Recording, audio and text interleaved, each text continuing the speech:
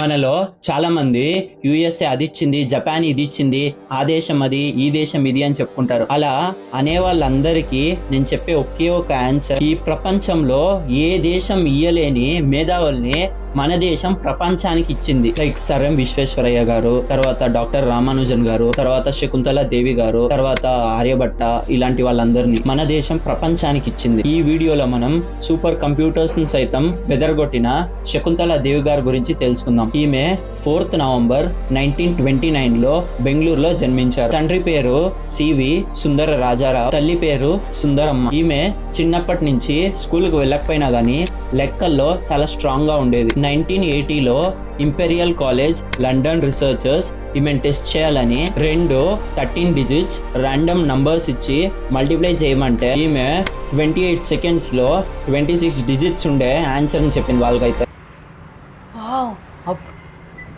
ఆ టైంలో ఉండే కంప్యూటర్స్ కు ఈ ఆన్సర్ ను వెరిఫై చేయడానికి మోర్ దెన్ 30 సెకండ్స్ పట్టిందంట. ఈమెకు హ్యూమన్ క్యాల్కులేటర్ అనే పేరు మీద గిన్నిస్ వరల్డ్ రికార్డ్ కూడా దక్కింది.